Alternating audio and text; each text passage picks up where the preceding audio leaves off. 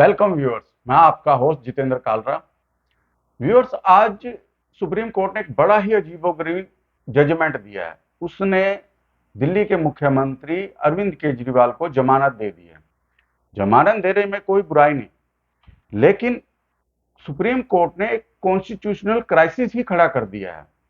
उसने एक आम आदमी और एक मुख्यमंत्री के बीच में एक फर्क ही खड़ा करके रख दिखा दिया है कि एक चीफ मिनिस्टर है तो उसने कैंपेन करना है। इस देश में तो इलेक्शन होते ही रहते हैं कि कल को हर कोई व्यक्ति जो भी क्रिमिनल माइंडेड है, क्रिमिनल है, किसी भी केस में भर्ती है, तो वो क्या करेगा? पॉलिटिकल बेनिफिट लेगा कि इलेक्शन है जी, मेरे को भी जमानत दो। तो ये जजमेंट किसी प्रेशर में थी? इसके क्या मायने हैं? इस विषय पर चर्चा के लिए हमारे साथ मौजूद हैं जाने माने विश्लेषक RS सिंह सर। सर, आपका बहुत बहुत स्वागत है। नमस्कार। सर, ये एक कॉन्स्टिट्यूशनल क्राइसिस भी खड़ा कर दिया सुप्रीम कोर्ट ने। नहीं, आपने बिल्कुल सही कहा। यह एक संवैधानिक संकट है और इसका हल 24 घंटे में इस देश को ढूंढना पड़ेगा, इस कॉन्स्टिट्यूशनल क्राइसिस का।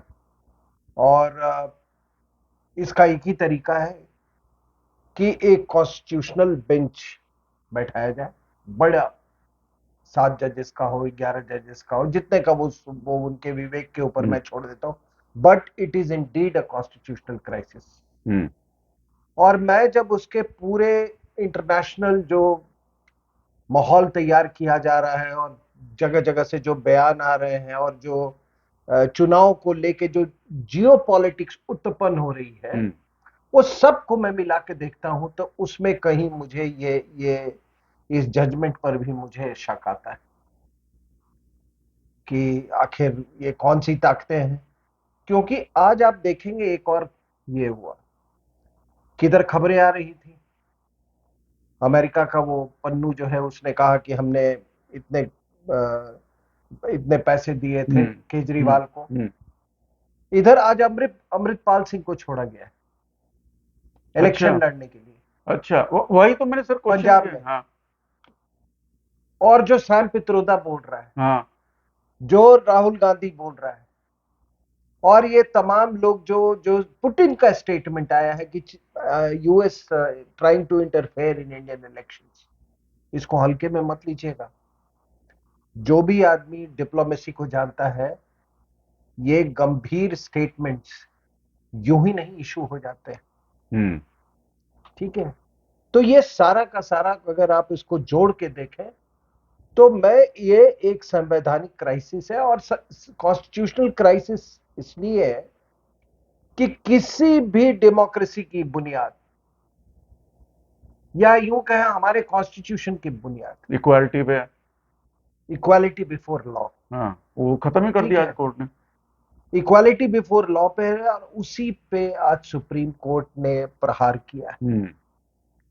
कोर्ट में ये जेरा दी गई थी ईडी की तरफ से कि अगर इसको आप छोड़ते हो केजरीवाल को, कि भाई इसको इलेक्शन कैंपेनिंग के लिए इनका हक है या जो भी है इनका, वो मतलब तो उनको फाइट भी नहीं कर रहा इलेक्शन नहीं नहीं में। नहीं, जो ये हाँ, है उनका ये हक बनता है। तो उन्होंने कहा फिर अगर इसकी पॉलिटिकल नुकसान होगा अगर ये नहीं करेंगे, तो उन्होंने कहा कि ये जेल में जितने लोग बंद हैं, ये सारे खड़े हो जाएंगे। कोई ना कोई किसी न किसी हाँ, प्रोफेशन को बिलोंग करता है। हाँ। अगर वो कोई दुकानदार है तो उसका दुकान इफेक्ट हो रहा है, हम्म, उसके सेल्स इफेक्ट हो रहे हैं। कोई खेतीहर है, एग्रीकल्चरिस्ट है, उसका उसकी फार्मिंग बिल्कुल, इफेक्ट हो रही है। एक एग्जाम्पल दिया गया। बिल्कुल। तो ये तो कोई लॉजिक ही हाँ। नहीं है। Politics is a profession. Hmm. तो आपने आपने कल को कोई जज जाएंगे तो वकील साहब जाएंगे तो आप कहेंगे कि वो इनकी वकालत, मान लीजिए there are many lawyers behind bars and much more should be behind bars, ठीक है ना, इंक्लूडिंग सम ऑफ दीज जजेस। तो ये भी जाएंगे तो कहेंगे भाई इनका ये अंदर है, इनका तो वकालत इफेक्ट हो रहा है। तो रोज सुबह उनको इंटरिम बेल दो और शाम को बोलो कि जेल में लौटा है। हाँ। ठीक है ना। बिल्कुल। तो ये कोई लॉजिक ये बनता ही नहीं। कल को सोरेन भी खड़ा हो जाएगा सर। वही मैं कह रहा हूं कि इसका जो परिणाम होंगे वो दूरगामी और व्यापक होंगे। व्यापक इसलिए होंगे क्योंकि हमारे यहाँ चुनाव का मौसम हमेशा रहता है। बिल्कुल। आज लोकसभा का चुनाव हो रहा है, इसके बाद कई स्टेट इलेक्शंस होंगे, फिर एमसीडी हो रही है, कभी कुछ तो हो रहा है। हर कोर्ट में ये सुप्रीम कोर्ट का जजमेंट कोट किया जाएगा। बिल्कुल। और ये तो सबको मालूम है कि जो हमारे संविधान जो है, it's not an inert document,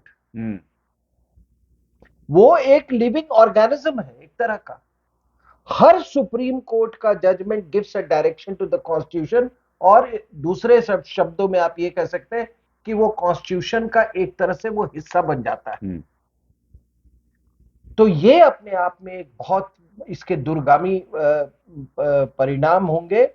और ये बिल्कुल, जैसा मैं दोबारा इस बात को दोहराता हूं कि ये कॉन्स्टिट्यूशन के एडिफिस पर सबसे बड़ा प्रहार है। जो मिसेस गांधी ने किया था, उसके बाद ये कॉन्स्टिट्यूशन के एडिफिस पे ये सबसे बड़ा प्रहार है, क्योंकि बिना इक्वालिटी बिफोर लॉ कुछ भी नहीं, nothing. We are not a state then. बिल्कुल, इट्स एन एनार्की। और call it whatever name, आप जो भी आप उसको नाम देना चाहते हैं। सर जजेस क्या प्रेशर में थे किसी, जो ऐसा? नहीं, मैं उस पे मैं आ रहा हूं। देखिए क्या है कि इलेक्शन प्रोसेस और ये जो प्रोबिटी इन पब्लिक लाइफ, हमारे यहाँ क्या है, हम लोग सब किस बात के लिए वोट कर रहे हैं? ग्राउंड पे क्या होता है मैं नहीं जानता। हो सकता है लोग अपने अपने कारणों से किसी पर्टिकुलर आदमी को वोट दे रहे हो, किसी पर्टिकुलर पॉलिटिकल पार्टी को वोट दे रहे हो, लेकिन हम सब इसी के लिए स्ट्रगल कर रहे हैं, प्रोबिटी इन पब्लिक लाइफ। उस प्रोबिटी और पब्लिक लाइफ में, यानी कि हम जो हमारे राजनीतिक नैतिक मूल्य जो है, उसको हमारा और आपका कर्तव्य है कि उसके लिए हम स्ट्रगल करें, हम उस डायरेक्शन में एक्सर्ट करें। इस निर्णय के द्वारा सुप्रीम कोर्ट ने यह दिखाया कि इनको कोई कंसर्न नहीं है प्रोबिटी इन पब्लिक लाइफ, यानी कि पब्लिक लाइफ में अपराइटनेस, ईमानदारी के लिए कोई जगह नहीं। इन्होंने ये करप्ट प्रैक्टिसेस को और क्रिमिनल्स को इतना बड़ा लैटिट्यूड दिया है। और मैं माननीय जज से पूछना चाहता हूं कि ये बताइए कि आपका क्या योगदान है राष्ट्र निर्माण में? ये है ना कॉन्स्टिट्यूशनल क्राइसिस खड़ा कर अगर ये इस तरह के आप प्रहार कर रहे हैं मतलब नैतिक मूल्यों पर, तो आपका क्या योगदान है राष्ट्र निर्माण के ऊपर में? और मुझे तो आश्चर्य होता है, ये जब जीरा चल रही थी तो ये भी आया कि कोर्ट में कहा गया कि भाई इनका कोई criminal, he has no criminal past. अरे इससे बड़ा क्रिमिनल तो हिंदुस्तान में पैदा नहीं हुआ है। हाँ बिल्कुल। माननीय जज साहब को मैं याद दिला दूं, क्या आपने टेलीविजन पे शीश महल नहीं देखा? कोई भी चरित्र वाला व्यक्ति क्या वैसा शीश महल बनाएगा, और कोई ऐसा चरित्र वाला आदमी का परिवार उसका हिस्सा बनेगा? 26 जनवरी पे उन्होंने क्या किया था? मैं एक एग्जांपल दे रहा हूं, जिसने एक मतलब पब्लिक का 50-60 करोड़ रुपया केवल इसलिए खर्च कर रहा है that he wants to shit in a shit pot which nobody else can afford in this country। जो प्रेसिडेंट भी नहीं अफोर्ड कर सकता है। अरे शर्म आनी चाहिए आपको। He has spent crores of rupees, lakhs of rupees in creating a bathroom जिसमें टेम्परेचर कंट्रोल है। आप सोचिए, और उस आदमी करे कि he is not know criminal record. माननीय जज साहब, ये लोग भूल गए कि 2014 की 26 जनवरी को याद कर लीजिए। बिल्कुल। हिंदुस्तान में कोई ऐसा अभी तक नहीं पैदा हुआ जिसने 26 जनवरी को नौटंकी कहा हो, जिसने ये कहा हो कि हमको इस रिपब्लिक पर हमको विश्वास नहीं है, जिसने ये कहा हो कि ये रिपब्लिक डे परेड से मुझे कुछ लेना देना नहीं है, जिसको स्थान जो निश्चित किया गया हो वो था जंतर मंतर। वहां से उठ के ये अपना गंदा शक्ल लेके ये आके बैठा था वहां पे रेल भवन के उसमें, और वहां से धमकी दे रहा था कि मैं रिपब्लिक डे परेड नहीं होने दूंगा। मैं आह्वान दे रहा हूं, 4 लाख 5 लाख लोग यहां तक आएंगे, हम तय करेंगे शिंदे कहां बैठेगा। शुक्र करो इसने ये नहीं बोला माननीय जज साहब कि मैं तय करूंगा कि चीफ जस्टिस कहां बैठेगा। और आप कह रहे हैं कि इसका क्रिमिनल रिकॉर्ड नहीं है। एक आदमी जो कि अपने बच्चों की कसम खा सकता है, उससे बड़ा चरित्रहीन तो मैंने आज तक हिंदुस्तान में जितने, जितेंद्र जी, जितने सारे जेलों में और तिहाड़ जेल में जितने क्रिमिनल्स हैं ना, उन सबसे बड़ा ये सबसे गंदा क्रिमिनल है। उनमें भी कोई नैतिकता होगी, लेकिन ये आदमी बच्चों की कसम खा के, और इन्होंने कहा कि मैं कभी कांग्रेस सपोर्ट नहीं लूंगा बिकॉज ये बाहर का पैसा खाया हुआ है ये। और मैं तो शुरू से कह रहा हूं, मैं शुरू से कह रहा हूं, मैंने तो पूरे डॉक्यूमेंट, मैंने प्रूफ दे दिया, डॉक्यूमेंट्री प्रूफ कि how he is connected to CIA. ये कहां कहां से ये पैसे अभी आया, तो पन्नों का भी आ गया सर, आया ना कि इसके खालिस्तानी लिंक्स है। तो जज साहब ने नहीं पढ़ा वो। और अब जज साहब बोलेंगे no this is not, this not in the realm of law, we go by very hard evidence, etcetera etcetera. और टुकड़े टुकड़े गैंग का समर्थन ये बिल्कुल टुकड़े टुकड़े गैंग का आर्किटेक्ट, नॉट ओनली समर्थक, ही इज द आर्किटेक्ट ऑफ टुकड़े टुकड़े गैंग। और छोड़िए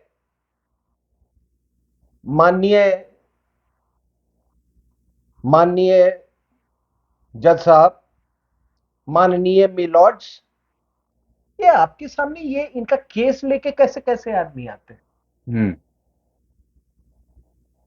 चरित्रहीन आदमी का केस लेके एक ऐसा चरित्रवान आदमी आता है जिसकी सीढ़ियां नहीं नहीं नहीं, वो उसने रास्ता दिखाया कि जज कैसे बनते हैं। साहब एक बात बताओ, माननीय जज साहब लोग से मैं पूछता हूं, मिलॉर्ड से, कि ऐसे आदमी को जो इस तरह का जज बनने का रास्ता दिखाता हो, क्या आप अपने घर में उसे बुला के अपने ड्राइंग रूम में बैठा सकते हैं, अपने बीवी और बच्चों के सामने? But he is getting respectability, उसको सुनते हैं। और क्या आता है, अरे ही एंड दैट पर्टिकुलर जज, they were together in Saint Columbus and they were together in Saint Stephen's. अरे वो छोड़ो ना, वो तो हमको मालूम है। ये मैं नहीं कह रहा, एक एक्स चीफ जस्टिस ने कहा, आज भी है वो, उन्होंने कहा था कि जो सुप्रीम कोर्ट है वो कोर्ट फिक्सर्स के हाथ में। मैं नहीं कह रहा हूं, ये कौन है कोर्ट फिक्सर्स? यही जो इन जजेस के सामने जाके खड़े हो जाते हैं। क्या इनको उनका चरित्र नहीं मालूम है? बिल्कुल सही। या आपको चरित्रहीन लोग पसंद है? दूसरा, आपने यह भी देखा था कि ये जो कोर्ट फिक्सर्स के बात है, आपको याद होगा कि राजस्थान में चुनाव थे, तो मैं एग्जैक्ट डिटेल्स, असेंबली इलेक्शंस थे, कुछ राम मंदिर के ऊपर में कुछ आने वाला था या कुछ, इन्हीं कोर्ट फिक्सर्स में से एक गया था और उसने जाके बोला कि exercised his influence and insured कि उस दिन वो राम मंदिर का वो जो जजमेंट ना हो, जजमेंट नहीं, क्या था, एक डेट था, उसको शिफ्ट कर दिया जाए क्योंकि वो इफेक्ट करेगा इलेक्शंस को। ये जिन लॉयर्स की मैं बात कर रहा हूं, आपने कभी इनका इंटेलेक्ट लेवल देखा है? मैं तो टेलीविजन पे मुझे आते हुए 1.5 दशक से ज्यादा हो गए, मैं इन सबके साथ टेलीविजन पर बैठा हूं। They are man of not even average intelligence. I have seen them speaking, some of them in Rajya Sabha and Lok Sabha. अब मुझे याद है, लोग जस्टिस रामास्वामी का केस, ये बहुत बड़ा वकील बना चलता है ना, कपिल सिब्बल, जॉर्ज फर्नांडिस ने इस आदमी के चिथड़े उड़ा दिए थे। That is one of the best debates oblique arguments in Lok Sabha. लोगों को वो सुनना चाहिए जॉर्ज फर्नांडिस को। जॉर्ज फर्नांडिस ने ये इस आदमी के चिथड़े, और ये लोग बड़े बड़े वकील बने घूम रहे हैं ये लोग। एक बात बताइए, आपने वो जजेस का प्रेस कॉन्फ्रेंस देखा था ना? बिल्कुल, सब हमने तो नहीं किया था ना। बिल्कुल। उस प्रेस कॉन्फ्रेंस में आपने देखा था ए राजा कैसे पिछले दरवाजे से आ रहा है, कैसे एक जर्नलिस्ट पूरा मैनिपुलेट कर रहा है। और ये सब का कारण है कि मैं जब कह रहा हूं कि ये सैम पित्रोदा जो बोल रहा है, जो राहुल गांधी बोल रहा है, जो ये एक माहौल सा क्रिएट करने का कोशिश की, जो पुतिन ने बोला, ये अमृतपाल सिंह वाला, ये सबको आप अगर पूरे को होलिस्टिक अगर इसका एक व्यू ले, इस सब के पीछे क्या है कि ये जान ले आप, सारे ऑर्गन्स मैनिपुलेट होते हैं। मैं इंटेलिजेंस एजेंसी में काम कर चुका हूं। इंटेलिजेंस एजेंसी में क्या होता है, आप किसी कंट्री में जाते हैं, you have a certain objective to achieve. वो ऑब्जेक्टिव आप वहीं के लोगों से अचीव करते हैं। तो आप सबसे पहले आइडेंटिफाई करते हैं वहां के जो इन्फ्लुएंशियल लोग। बाकी आप जिस तरीका से उनको, उसमें मैं नहीं जाना चाहता कैसे आप उनको इन्फ्लुएंस करते हैं, but they could be politicians, they could be academicians, they could be judges, they could be people related to the security apparatus, people from the defense services. तो आप उनको आप इन्फ्लुएंस करना, मैनिपुलेट करते हैं आप। तो अगर आप देखें इंडियन कॉन्टेक्स्ट में, तो बाकी छोड़ दीजिए, अगर 3 ऑर्गन में जो है मैं उनकी बात नहीं करता, लेकिन इसमें अगर सबसे कोई वीक अगर ऑर्गन है इस मामले में, सबवर्जन के मामले में, अगर आपको सबवर्ट करना है, तो that is the Indian judiciary. और इसका कारण इसके 2-3 कारण है।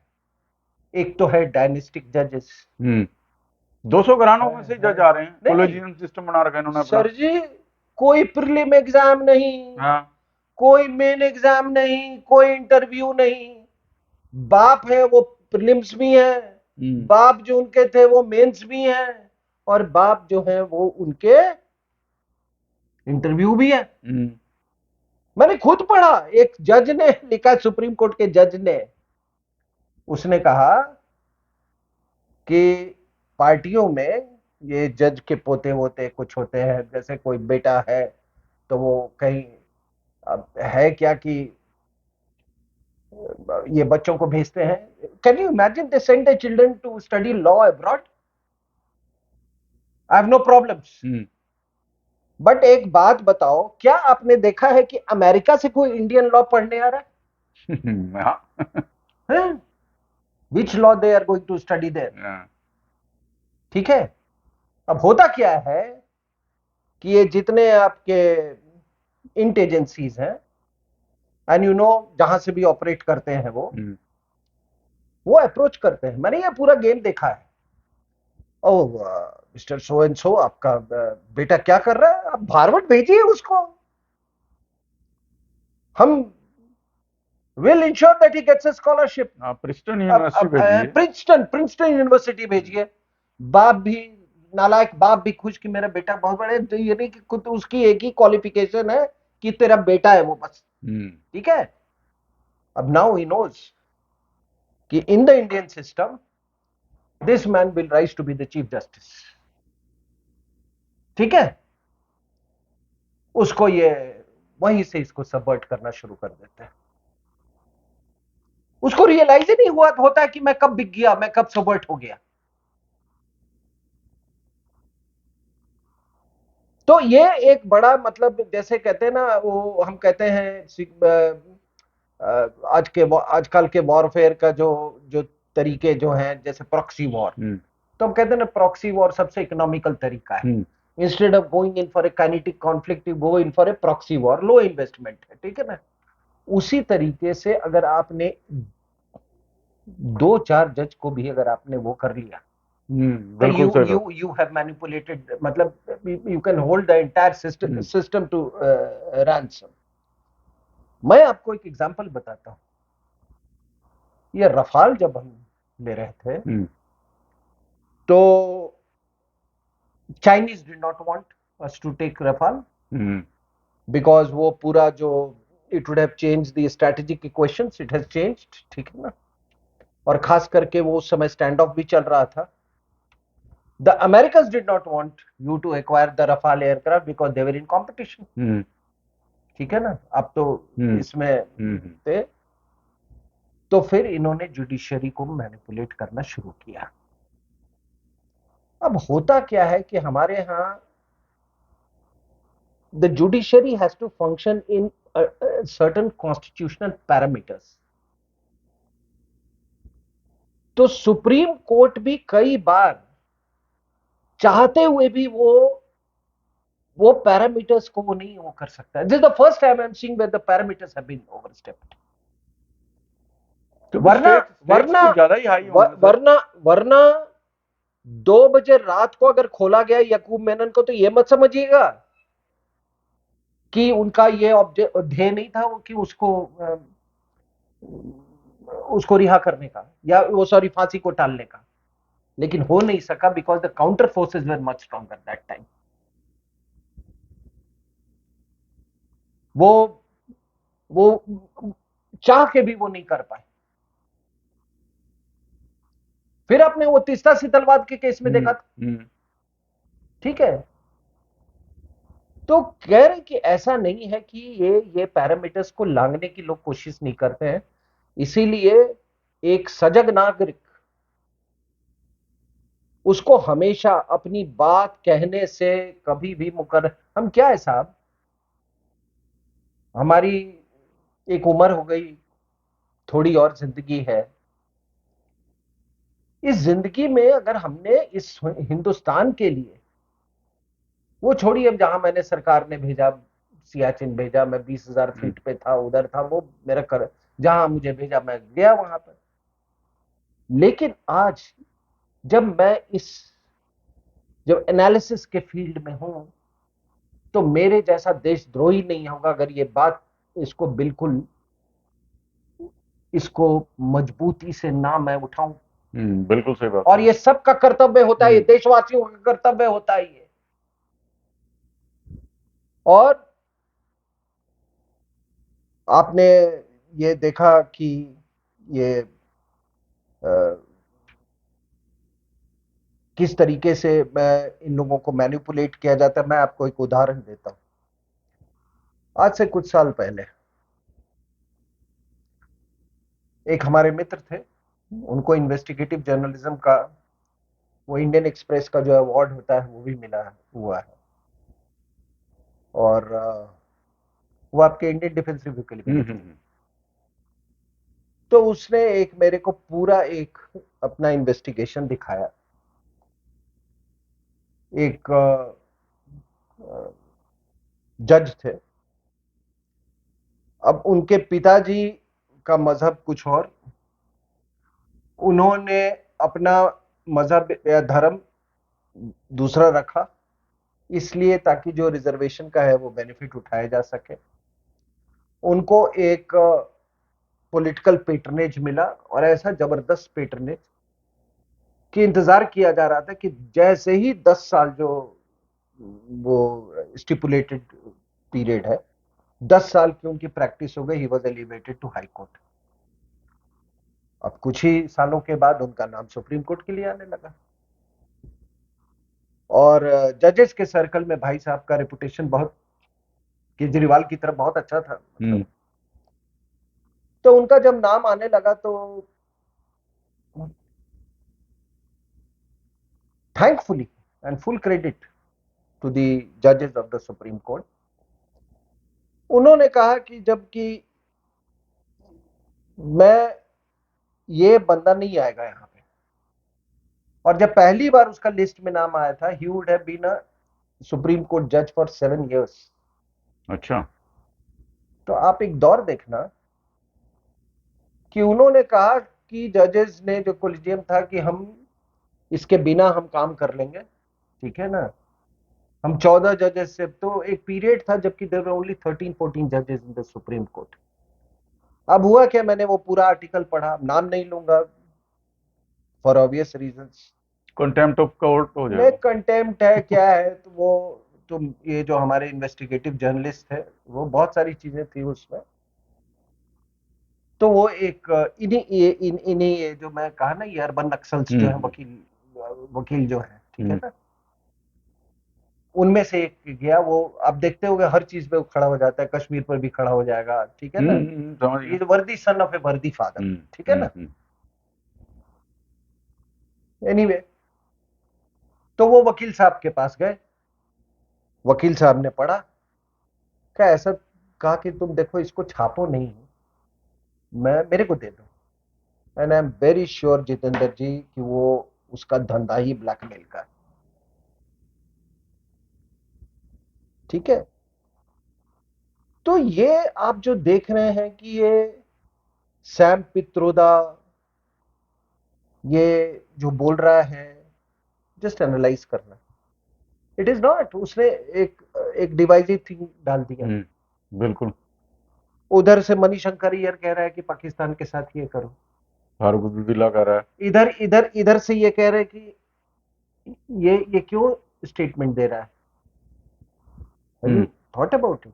मणिशंकर अय्यर इसलिए बोल रहा है कि पाकिस्तान के बारे में बात करोगे तो यहाँ के मुसलमान बहुत खुश हो जाते हैं। इधर ये माइनॉरिटीज रिजर्वेशन की बात कर रहे हैं। आज मोदी साहब को मैंने सुना एक इंटरव्यू में, और मोदी साहब ने सही बोला कि अगर आप पूरी वो लॉर्ड मिंटो का उससे चले, आगा खान का 1905 1906 जो मुस्लिम सेपरेटिज्म कैसे कैसे बढ़ता गया और फिर कैसे पाकिस्तान बना। अगर आपने, ऐसी बात नहीं थी कि रिजर्वेशन की मांग थी कॉन्स्टिट्यूंट असेंबली में, सेपरेट इलेक्टोरेट्स की बात थी, तब सरदार पटेल ने बोला, क्या बोला था इनको, कुछ लोग जो उस समय थे, कहते हैं बकवास बंद करो, अब मैं धोखे में नहीं आने वाला हूं तुम लोगों से, तुम्हारा असली चेहरा मैंने देखा है। कहता है कि तुम सब ने पाकिस्तान के लिए वोट किया था, आज तुम्हारा हृदय बदल गया है और आज कह रहे हो कि हमको छोटे भाई की तरह ट्रीट करो। कॉन्स्टिट्यूंट असेंबली में ही नहीं बोला, हैदराबाद में भी जाकर बोला उन्होंने ये बात, ठीक है। तो ये जो सैम पित्रोदा बोल रहा है, आप मुझसे लिखवा लेना, ये देखना, ये जो गाजा के प्रोटेस्ट हो रहे हैं ना वेस्टर्न उसमें, ये सारे they are all Chinese funded, George Soros funded. और इंडिया की यूनिवर्सिटीज में भी होंगे, देखना। यूनिवर्सिटीज में क्या, ये जो जो सब कुछ आप देख रहे हैं, it is all funding by George Soros.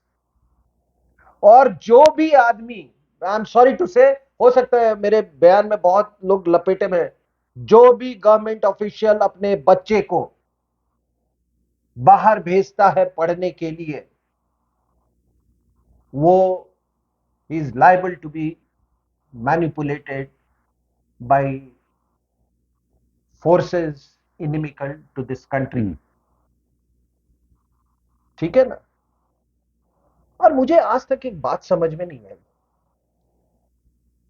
मैंने 6 किताबें लिखी हैं, मेरी 3 किताबें सब्जेक्ट ओरिएंटेड थी, 2 किताबें मैंने ओआरएफ के लिए लिखी, Asian strategic and military perspective, the military factor in Pakistan, the unmaking of Nepal.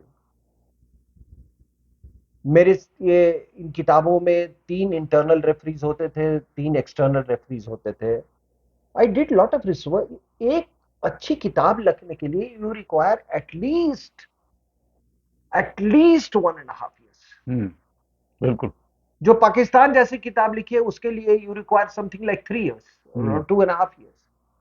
ये बताइए कि यहां से जो जाता है उधर, क्या प्रिंसटन और ये हार्वर्ड और ये क्या होता है, मतलब सरस्वती बस बरसने लगती क्या? कि दिमाग का सर्किट बदल जाता है? क्या होता है? Whom are you trying to fool? जिसे वो जज साहब छुट्टी गए हैं, लंदन गए हैं। I have never heard of the chief justice of Britain coming to India. क्या करने जाते हो जब लंदन तुम?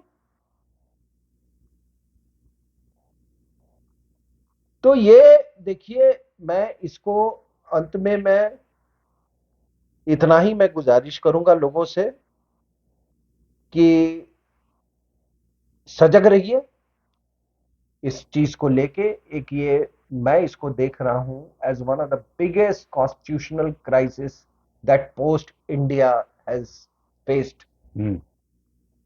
Biggest constitutional crisis.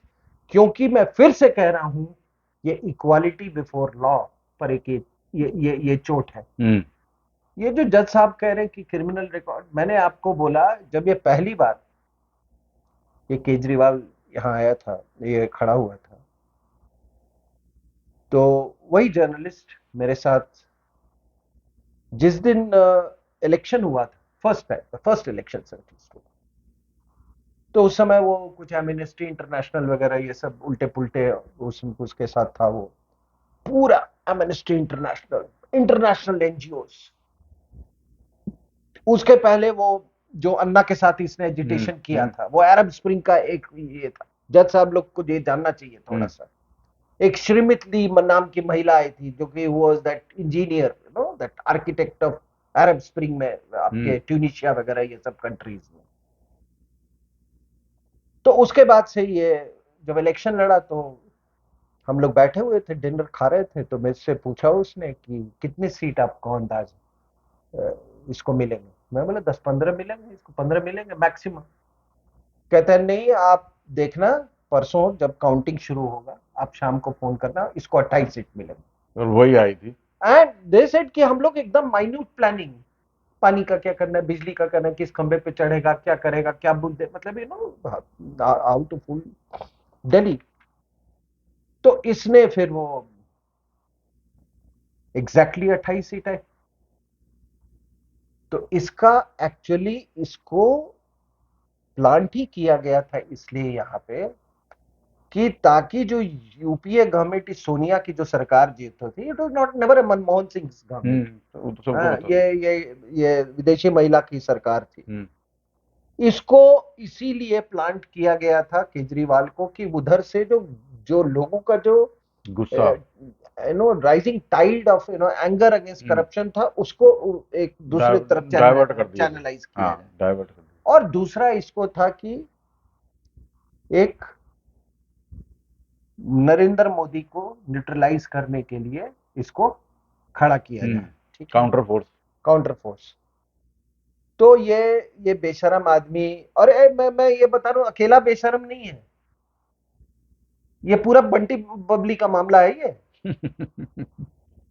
भाई वो जो आप देख रहे हो ना, वो जो मैं टॉयलेट्स और उसकी बात कर रहा हूं, और वो उसने तो उसमें बंटी भी इन्वॉल्व है, बबली भी बबली इन्वॉल्व भी है, ठीक है ना। तो हाँ, जज साहब ये भी देख लीजिएगा, हाँ, ऐसा बंटी बबली आप नहीं देखेंगे कभी एग्जाम्पल। करोड़ों के पर्दे हैं। हाँ, करोड़ों के पर्दे, तो ये बंटी बबली वाला भी केस है। तो इसने फिर वहां से लोगों को, इसकी क्रिमिनलिटी देखो, बोला कि मैं कांग्रेस से नहीं मिलूंगा, वो नहीं करूंगा, फिर बच्चों की कसम खाई और चला गया ये बनारस रिजाइन करके। और इसको ओवर कॉन्फिडेंस था, और जिस तरह से मीडिया ने इसको बिल्ड किया, हाइप किया। साहब, इंडिया टुडे का कॉन्क्लेव था, do you know that this sent big special aircraft, ये कहीं अटक गया था, जैसे पता नहीं कितना बड़ा ज्ञान की बातें ये कर रहा है, करने वाला है ये। सो दे ट्राई टू क्रिएट, एक ऑल्टरनेटिव, मसीहा। नहीं नहीं, ऑल्टरनेटिव उसको, वो 22 एनजीओ पहुंच गए बनारस बनारस। में, और सब के सब जो है ऑल फॉरेन फंडेड, आधे गांधी के नाम पे, ठीक है ना। इस देश में प्री इंडिपेंडेंस में तो लोगों ने जो गांधी को इस्तेमाल किया ही किया, ठीक है ना, फॉर उसके वॉट बाद एवर रीजन। ज्यादा। और उसके बाद से फिर अभी भी गांधी का एक पूरी इंडस्ट्री चल रही है, ठीक है ना। तो ये किया। देन इसका ये था कि, अब जज साहब लोग को मैं बता रहा हूं, आपने देखा his focus was border states, Punjab, Gujarat, Gujarat, Goa, Goa. Goa. Khalistan element is 1, जिहाद element is 2, narcotics element is 3।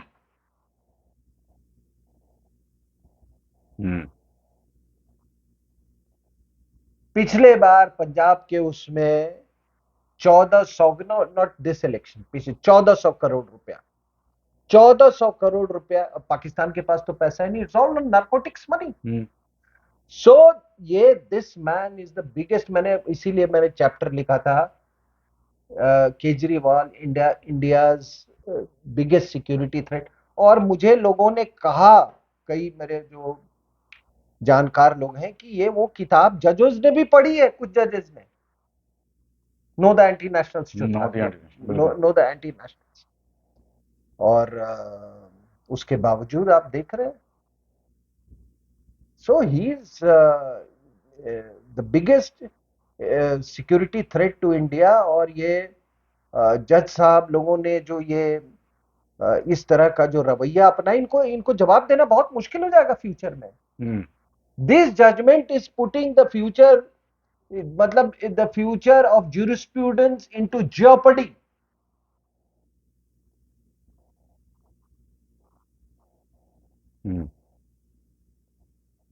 और ये सब, I go by Putin, this are all forces. मैं तो देख रहा हूं ये क्या। और ये भी एक चीज मैं वार्न कर दूं अपने दर्शकों को, कि ये जो देख रहे हैं ना, ये मत समझिएगा कि केवल हम और आप आकलन करते हैं, या मीडिया हाउसेज सर्वे करवाती हैं, ओपिनियन पोल, इन सबको मालूम है, हकीकत सबको मालूम है। ये जितनी ये जो ये चीजें देख रहे हैं, आप सोचते हो कि चुनाव के नतीजों के बाद ये समाप्त हो जाएंगी, चुनाव के नतीजों के बाद ये और उग्र रूप धारण करेंगी, वायलेंट वे में आएंगी, ठीक है ना। आपने कभी ये देखा है, जो ये फार्मर्स का जो टेंट सिटी यहां बना था, बैठे तो अभी भी नहीं हैं नहीं सर। नहीं नहीं, हाँ। जो टेंट सिटी बना था, similar tent cities have come up in the universities. Funding, George Soros. George Soros, China connection, very well known. तो मेरा आग्रह है कि प्रधानमंत्री, जो भी लोग, आप एक कॉन्स्टिट्यूशन बेंच बनाएं इस पे, और जो भी कॉन्स्टिट्यूशनल बेंच का फैसला होगा वो देखा जाएगा। But this is the biggest constitutional crisis that at least I have witnessed in my life time, अपने होश में। वो 70 के उस समय तो मैं बच्चा, उतना मेरी उम्र नहीं थी। मैं अपनी बात यही समाप्त करता हूं। व्यूअर्स, आपने सिंह साहब के व्यूज देख लिए हैं। कोर्ट ने तो पॉलिटिकल क्रिमिनलिटी कर दी है। आप अपने व्यूज जरूर बताइएगा। Thank you sir.